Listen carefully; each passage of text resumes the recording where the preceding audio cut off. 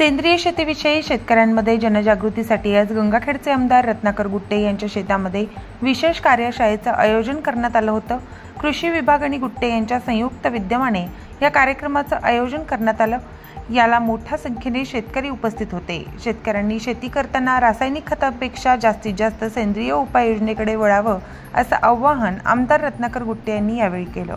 आपण इथे गंगाखेडच्या तालुक्यातले विधानसभेतल्या सर्वच तिन्ही तालुक्यातील सर्व शेतकऱ्यांना और इतरही परभणी जिल्ह्यातील शेतकऱ्यांना आपण इथे एक नाविन्यपूर्ण कार्यशाळा अशी आयोजित केलेली होती आणि सेंद्रिय शेतीला कसं आपण पुढे घेऊन जायचं किंवा सेंद्रिय शेती का करायची याच्याबद्दल जरा म्हणजे चर्चा करायची होती म्हणून हे सर्व शेतकऱ्यांना बोलवलं होतं।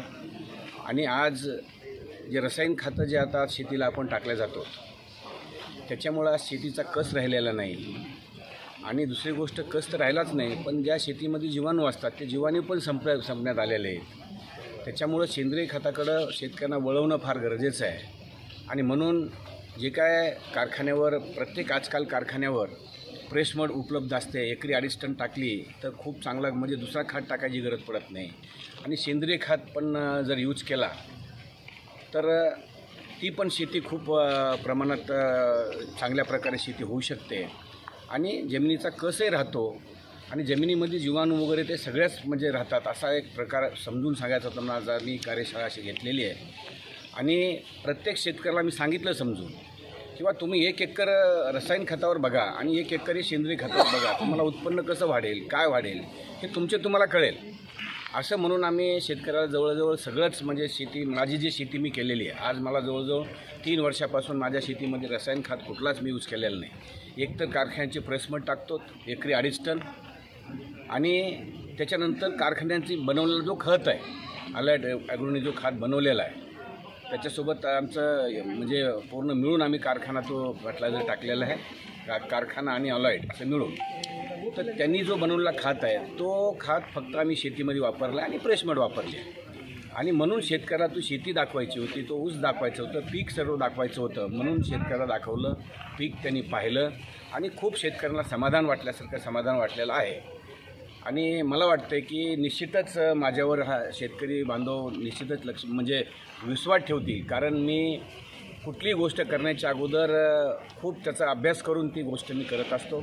या खताच्या बाबतीत मी खूप अभ्यास केलेला आहे, खूप अभ्यास करून हे सर्व आपण कार्यशाळा आयोजित केलेली आहे आणि निश्चितच या खतापासून 100% शेतीला उपयोगी आहे, आपलं टनेज वाढायला उपयोगी आहे। सोयाबीनमध्ये त्याचं जास्त यील्ड बऱ्या प्रमाणात वाढतं, तुरीचं यील्ड बऱ्या प्रमाणात वाढतं, म्हणजे सर्वच आपण जे शेतीमध्ये पिकं घेतो त्या पिकाला हा खत उपयोगी आहे हे शेतकऱ्यांना एकंदरीत आम्ही समजून सांगितलेलं आहे आणि निश्चित या खताचा उपयोग शेतकरी करू। कृषी विभागाचे प्रतिनिधी म्हणून या ठिकाणी स्टाफ आलेले आमदार साहेबांचे स्वराज त्यांनी या ठिकाणी उपक्रम आरंभ केला आहे।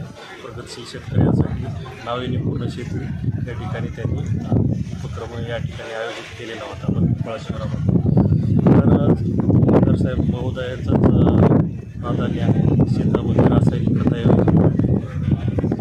खताचा वापर वाढला पाहिजे, त्याचाच प्रचार प्रसार करण्यासाठी रासायनिक खताच्या ह्या आवाजवी वापरामुळे जमिनीचा सुद्धा दिवसेंदिवस खराब होत आहे आणि ह्या ऑर्गॅनिक जे काही सेंद्रिय खतं आहेत त्यामुळे जमिनीचा पोतसुद्धा सुधारण्याबरोबरच उत्पादनामध्ये सुद्धा कमी खर्चामध्ये वाढ होण्यास मदत होत आहे। त्याच्यामुळे या ठिकाणी त्याच्यावरच भर होता आणि उपस्थित या ठिकाणी तिन्ही तालुक्यातील शेतकरी भरपूर संख्येने उपस्थित होते आणि त्यांनी या ठिकाणी सर्वांकडून जे काही मार्गदर्शन लाभलं त्या मार्गदर्शनाचा या ठिकाणी लाभ घेतला। प्रतिनिधी राजकुमार मुंडेसह मी अबोली जोशी, DLP न्यूज गंगाखेड।